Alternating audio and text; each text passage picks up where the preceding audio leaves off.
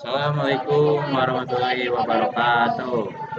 Kami akan mempresentasikan atau menjelaskan tutorial cara setting mikrotik menggunakan proxy dan bandwidth. Di sini saya bersama saya Radika dan rekan saya. Langsung saja kita mulai tutorialnya. Pertama-tama kita buat dulu VMware-nya, kemudian klik ISO-nya, kemudian next, pilih order MS-DOS, kemudian ganti. Ini teman-teman bisa ganti bebas ya. Di sini kita kasih nama bandwidth dan proxy. Klik next. Itunya pilih this single file dan maksimum size-nya pilih rekomendasi aja. Kemudian customize hardware. Di sini teman-teman pilih minimal dari 128 supaya tidak lag ya teman-teman waktu ngebuka mikrotiknya. Kemudian teman-teman ganti network adapternya jadi bridge. Kemudian tambahkan kembali dua network adapter karena di sini topologi kita ada tiga. Yang pertama WAN, yang kedua lab A, dan yang terakhir lab B. Seperti itu teman-teman. Oke, di sini di sini klik close lalu finish. Nah, langsung saja kita masuk ke mikrotiknya.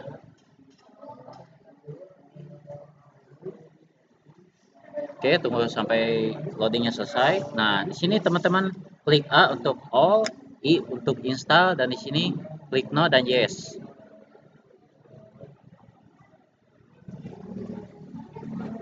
Tunggu sampai selesai. Nah, kemudian enter.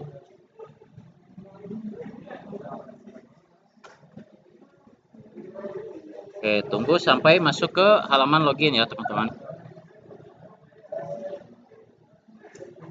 Nah, di sini karena masih default, teman-teman masukkan namanya admin tanpa password.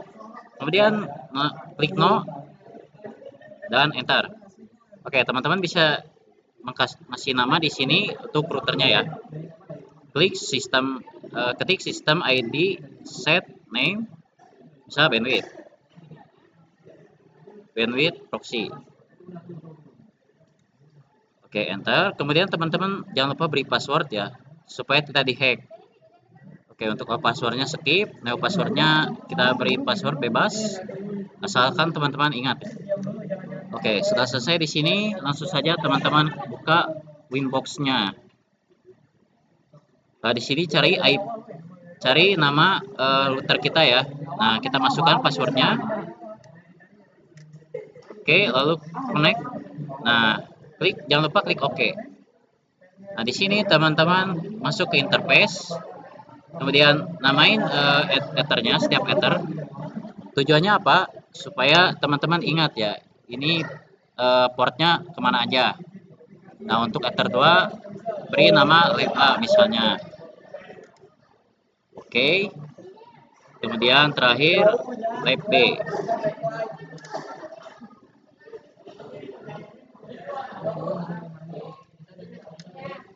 Oke. Nah, teman-teman di sini buka IP DHCP kliennya, lalu klik add, lalu oke. Nah, teman-teman jangan lupa tunggu sampai bound IP-nya ya. Kalau sudah bound, teman-teman pergi ke address, lalu add. Nah, sini teman-teman jangan lupa tambahkan addressnya. Misalnya di sini saya tambahkan 10 titik 10 24 contoh, kita ambil contoh 24, kemudian 1 slash size-nya. Untuk kita buka notepad-nya dulu ya teman-teman. Oke, kita lihat topologinya di sini. Untuk ether 2 lab A itu 10, artinya di sini 10 user ya teman-teman. Berarti kita menggunakan /28 untuk 14 user. Oke, jangan lupa ganti interface ke lab A. Nah, klik OK. Nah, klik add lagi untuk lab B ya. Di sini kita masukkan contoh 20.20.33.33.1. Di sini buka lagi notepad-nya. Nah, di sini untuk Ether 3-nya itu plus 30 user ya, teman-teman. Jadi kita gunakan /27. Interface-nya jangan lupa gunakan lab ya. Nah, klik OK. Oke, close. Di sini teman-teman bisa langsung ke DNS-nya. Nah, teman-teman bisa nambahkan cadangan untuk DNS-nya. Di sini saya tambahkan 1.1.1.1. Nah, jangan lupa allow remote request-nya ya, di enable-kan. Klik OK. Lalu teman-teman pergi ke DHCP server. Nah, di sini teman-teman bisa setup. Nah, jangan lupa ini setup-nya kita lihat dulu notepad-nya ya, teman-teman. Nah, di sini yang DHCP hanya lab A-nya ya. Jadi yang lab B itu kita gunakan statik. Nanti kita setting di control panel ya. Jadi di sini kita gunakan lab A untuk DHCP server. Nah, kemudian next, next, next, next, next. Oke, sudah selesai, close. Kemudian kita pindah ke IP firewall-nya ya. Nah, di sini teman-teman klik ke NAT, add. Nah, di sini src ya, src NAT. Kemudian out interface-nya jangan lupa one. Action-nya kita match period dan oke. Nah, untuk pengetesannya teman-teman buka kontrol panel. Di sini saya sudah ada kontrol panelnya. Nah, teman-teman buka untuk PNet 1-nya dulu ya, teman-teman. Nah, kita tunggu. Oke, kita cek statusnya ya. Di sini apa sudah ada? Nah, sudah ada ya, teman-teman. Ciri-cirinya itu IP sesuai. Oke, kita tes di CMD. Teman-teman buka Windows Run atau klik di keyboard kalian itu Windows R ya. Ketik CMD. Nah, di sini kita punya dua pengetesan. Pertama, tracer dan ping. Nah, pertama kita ke tracer-nya dulu ya, teman-teman. Oke.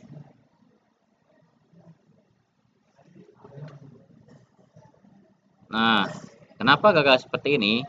Biasanya saya lupa mengacak-acak IP publik. IP yang ada di laptop ini. Nah, kita close dulu. Kita close, kita ke Ethernet. Pergi ke status, properti. Nah, ini kalau virtual, teman-teman harus acak IP yang terkonek ke PC atau laptop kalian ya. Karena kalau enggak nanti gagal. Nah, di sini saya sudah ganti ke statik. Oke, teman-teman acak aja bebas sesuai yang mau, asalkan beda dengan IP asli. Oke. Pokoknya sampai tulisan unidentified network. Nah, sudah seperti ini, teman-teman pergi ke CMD lagi. Kita tes tracer google.com kembali ya. Nah, harusnya yang berhasil itu adalah IP yang ada di lab A-nya ya, teman-teman. Nah, seperti ini. Kalau awalnya bukan IP yang kita buat, berarti teman-teman coba acak kembali IP-nya. Atau teman-teman cek kembali konfigurasi di mikrotiknya ya, di Winbox. Oke, klik close. Lalu satu lagi kita tes di ping google.com-nya ya. Apakah benar-benar terhubung ke internet atau tidak. Nah, kalau sudah seperti ini, artinya klien A, PC klien A itu terhubung ke internet. Nah, lanjut kita gunakan PMnet 2 untuk lab B ya. Oke, di sini karena kita perintahnya adalah statik, berarti kita pergi ke properties terlebih dahulu. Oke, buka IP ini. Nah, teman-teman, ubah IP IP di kontrol panel ini menjadi IP lab B. Tadi 33 ya. Nah, 20.20.33.2. Kenapa tidak 1? Karena 1 untuk gateway. Kecuali kalau gateway-nya itu di belakang IP. Misalnya gateway-nya 30, berarti IP address-nya kita bisa masukkan 1. Nah, untuk subnet mask-nya kita ganti. Karena di sini kita menggunakan slash 27, berarti set masnya adalah 255, 255, 255 dan 224. Ya, di sini kita ganti menjadi 224. Nah, klik OK. Oke. Nah, teman-teman tes kembali di statusnya dulu. Nah, sudah ada. Kemudian teman-teman cek di CMD-nya tracer. Nah, awalnya harus 20.20.33.2 1 ya untuk gateway. Oke, tunggu sampai ke IP publik masuk ya. Oke, kalau udah seperti ini close aja ya teman-teman, karena sudah terhubung. Oke, kita cek kembali ke ping-nya. Nah, berarti klien A dan klien B itu sudah terhubung ke internet. Nah, di sini saya punya tes lain atau tes selanjutnya yaitu proxy dan bandwidth. Oke, kita cek di notebooknya ya. Oke, kita lihat untuk konfigurasi proxy dan bandwidth. Kita ke lab add dulu. Untuk proxy-nya, nah ini teman-teman bisa lihat ada CC admin, ada blok situs, blok download file, blok konten, dan redirect situs, serta bandwidth jaringan. Oke, teman-teman matikan PMNet 2 terlebih dahulu. Kita pindah ke PMNet 1 karena kita akan menggunakan lab A ya, menggunakan lab A terlebih dahulu. Oke, kita buka inbox-nya. Di sini teman-teman buka IP web proxy-nya, kita enable-kan. Nah, untuk web CC administratornya teman-teman bisa ganti menjadi IP Gmail kalian atau IP network atau email network kalian ya. Di sini contoh ambil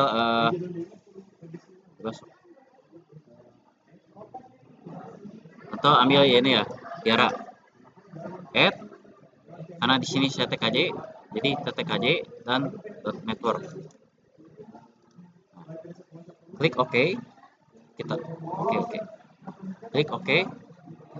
Nah, teman-teman masuk ke firewall NAT terlebih dahulu untuk bisa menghubungkan ke proxy-nya. Nah, teman-teman neonatrul ya atau add di NAT-nya tadi, kemudian teman-teman ganti C-nya jadi DST-NAT. Kemudian buka in interface, itu ganti menjadi lab A ya, ke Ether 2.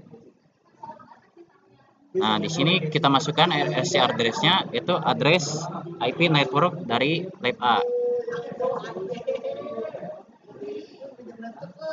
No, slash 28. Sorry, 28. Nah, kemudian teman-teman buka ke protokol, buka protokolnya, protokol. Nah, teman-teman tambahkan juga DST portnya itu 80 karena kita akan menghubungkan ke koneksi HTTP ya. Kalau HTTPS itu DST portnya 443 ya teman-teman. Nah, setelah itu teman-teman buka actionnya, ganti jadi redirect untuk menghubungkan ke proxy. Kemudian teman-teman tambahkan 2 ports ke proxy yaitu 80-80. Nah, teman-teman kalau ingin cek kebenarannya, teman-teman bisa cek di browser port untuk proxy dan port untuk HTTP. Nah, di sini klik OK. Oke, kita kembali ke IP web proxy ya. Nah, di sini kita masuk ke akses. Klik add. Nah, masukkan address lab A tadi ya, yang networknya.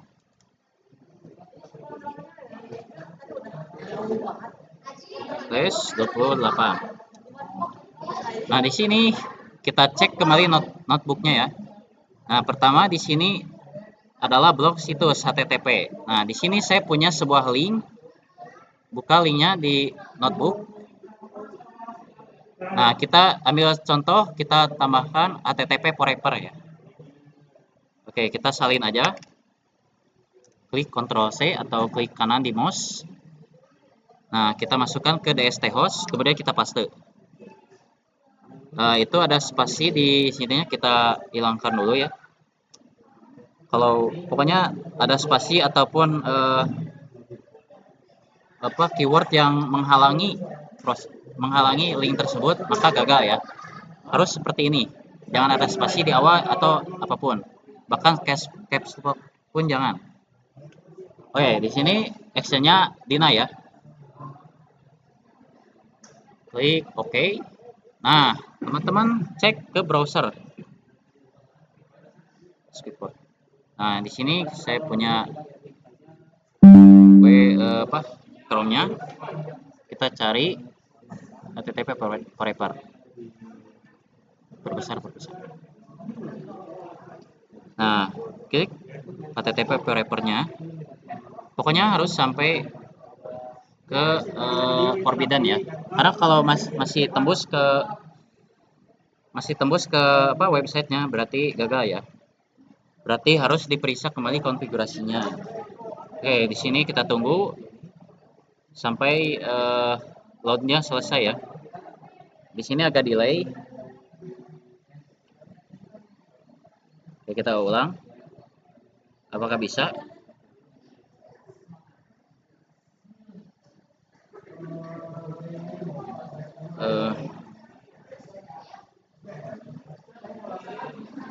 Oke.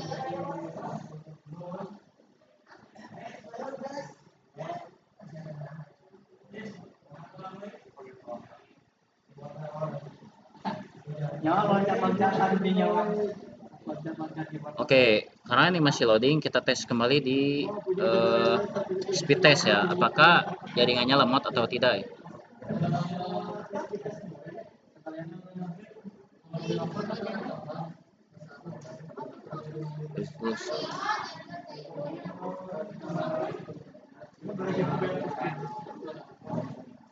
Oke, kita cek kembali apa yang menyebabkan delay ya. Oke, di sini aman. 24 10 24 1. Oke, aman di sini. Kita cek ke Winbox-nya kembali, kita cek ke firewall-nya.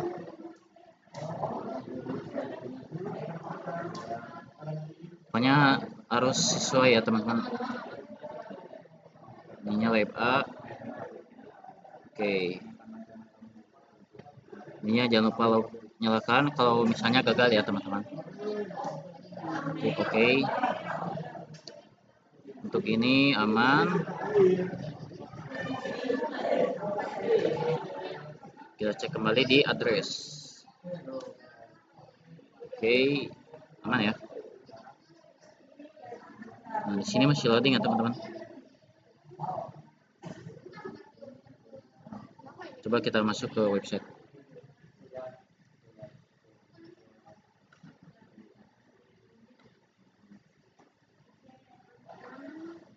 Oke. Internetnya ada ya teman-teman. Nah, masih loading seperti ini, kita coba panggil langsung dari linknya ya. Apakah kepanggil? http forever.com.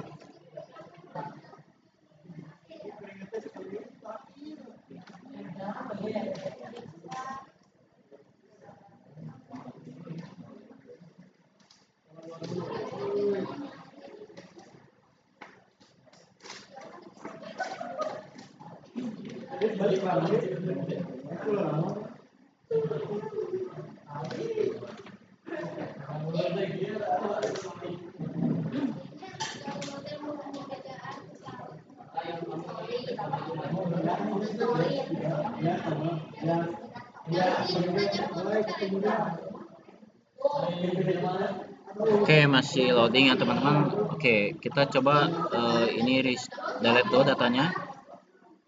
Oke, kita close. Kita ke Winbox. Nah, di sini teman-teman coba reboot ya.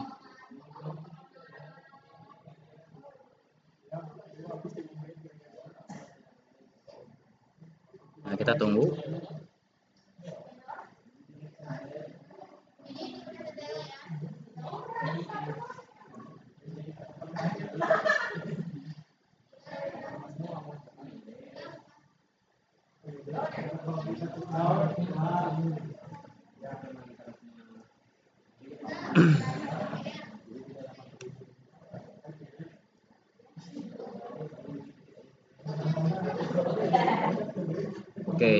coba kita cek dulu di sini ping google.com ya, untuk memastikan si mikrotik ini terhubung ke internet. Oke, terhubung ya. Kita close.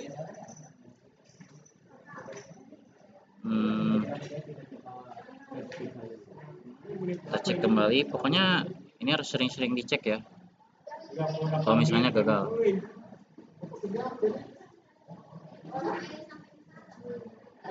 Oke, kita kembali ke Chrome-nya ya. Apakah sudah bisa?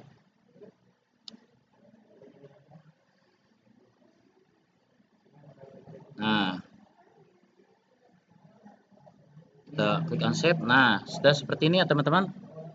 Berhasil. Jadi kalau teman-teman gagal, teman-teman bisa menggunakan opsi langkah 2 ini. Teman-teman bisa delete browsing data di Chrome kalian.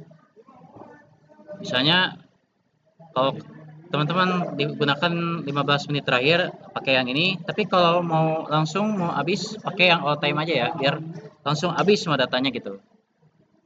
Biar gak gagal lagi gitu.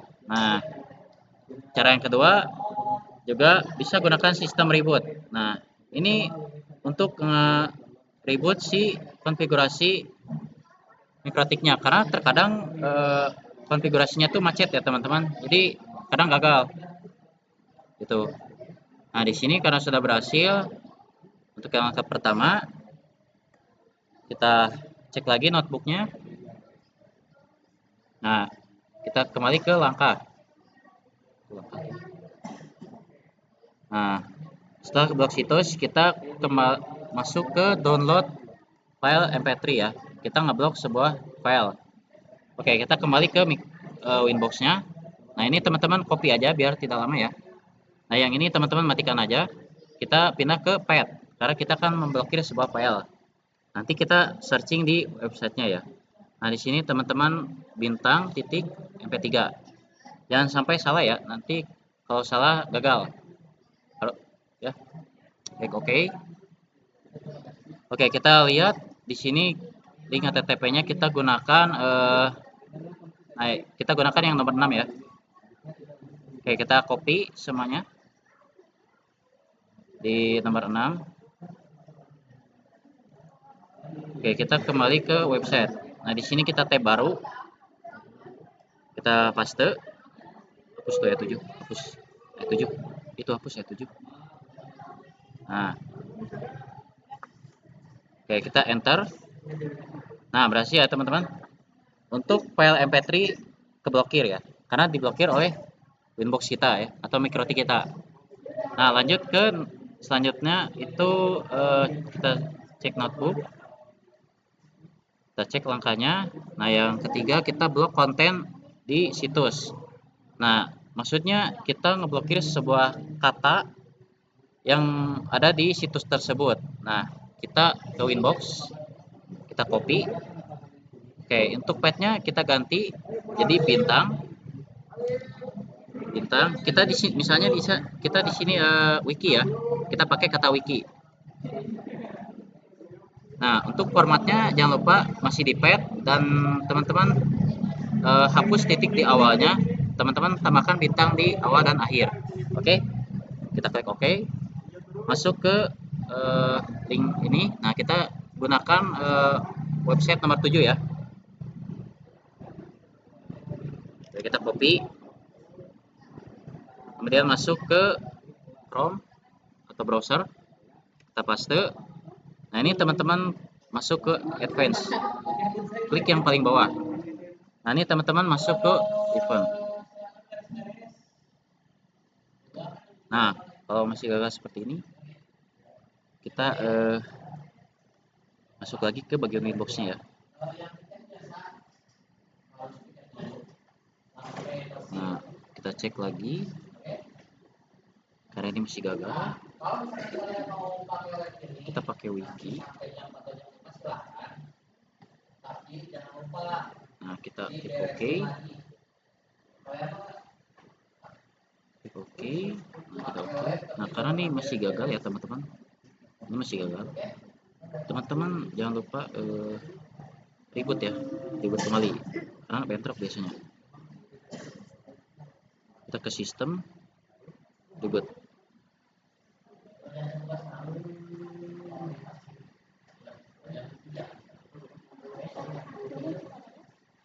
Oke, kita tunggu rebootnya selesai ya teman-teman.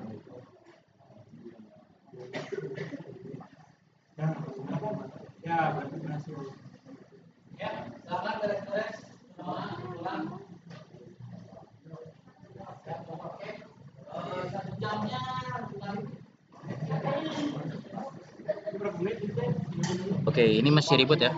Nah, sudah selesai. Kita cek kembali di settingan IP web proxy-nya ya. Kita lihat ke aksesnya. Untuk kata harus benar ya, seperti ini ya.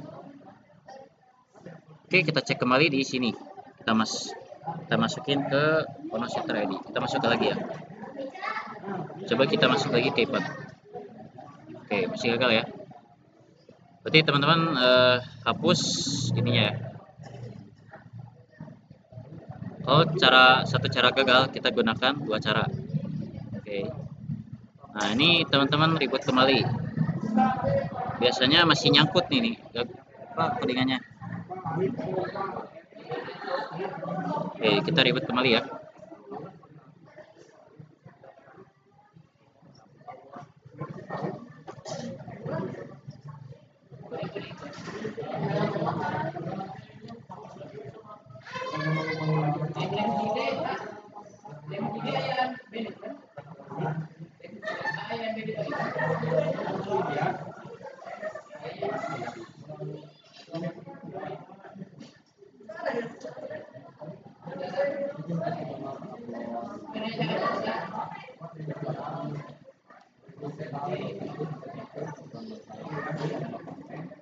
Oke, kita lanjut lagi.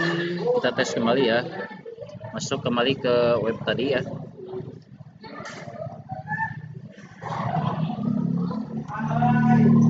Kita masuk lagi ke web ini ya teman-teman.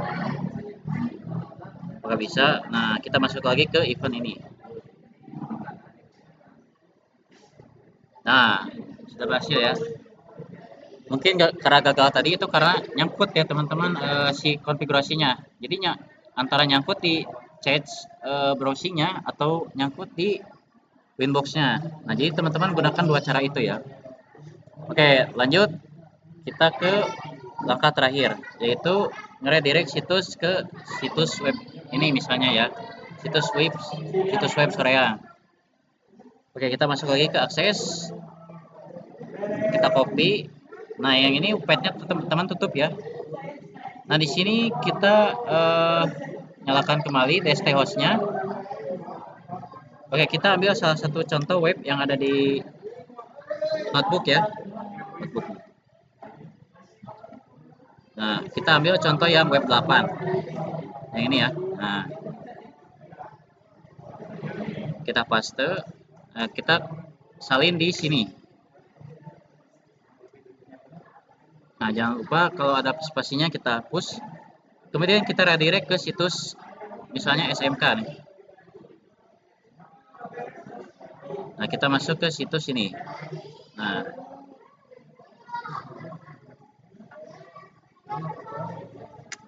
oke, kita klik OK. Kemudian kita tes kembali di Chrome. Nah, kita ketik yang web barusan ya, web Simons Edu barusan.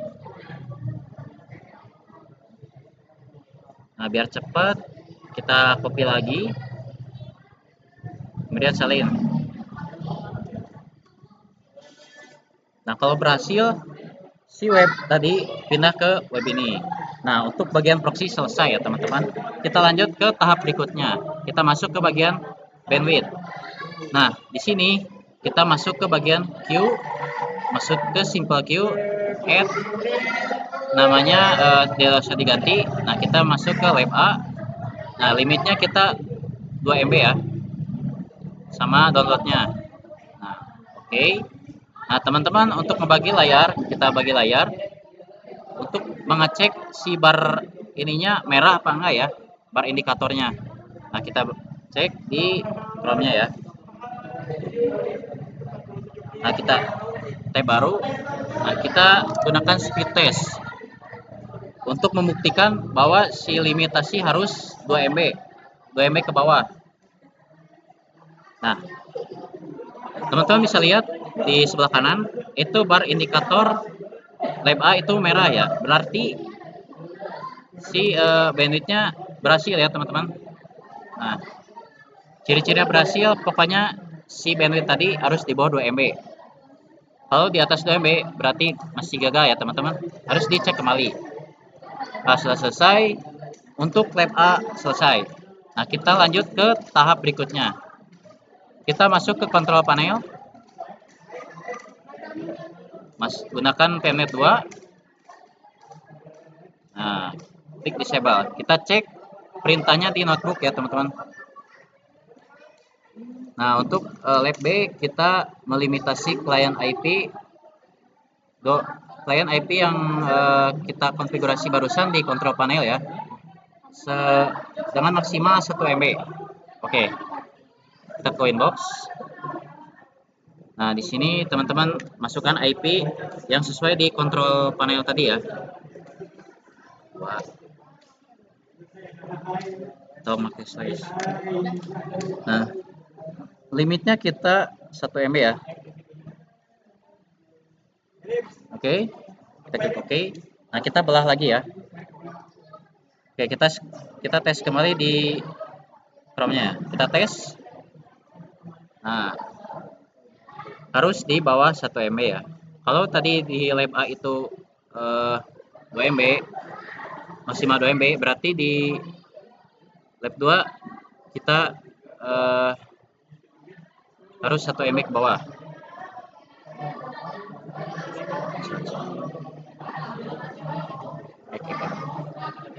Oke, kita refresh kembali ya. Nah, kita klik lagi.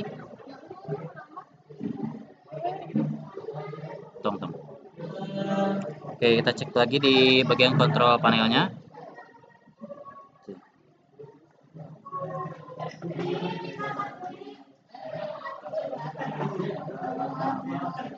Harus sesuai ya. Nah.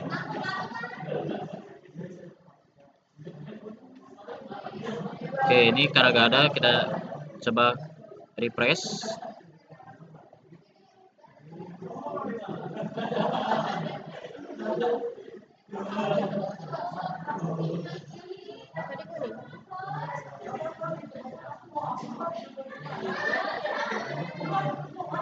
Oke, kalau di sini berat, kita pakai website lain aja ya.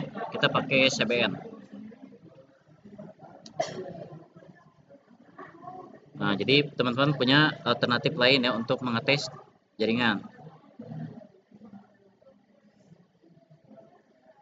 Oke, sabar. Karena limitasinya dikit, jadi agak lag ya teman-teman waktu buka browsernya. Nah, oke, ada ya. Kita klik go. Nah, kita tes. Untuk download dan upload harus di bawah 1 MB. Nah, bar indikatornya merah ya teman-teman. Bisa lihat di sebelah kanan ini. Nah, sini. Itu merah ya. Tuh, ini di bawah 1 MB. Artinya bandwidth berhasil ya teman-teman. Oke, jadi seperti itu aja untuk tutorial kali ini. Untuk limitasi download uploadnya kita next di part selanjutnya ya. Oke, sekian dari tutorial kami. Mohon maaf apabila ada kesalahan dan kekurangan. Assalamualaikum warahmatullahi wabarakatuh.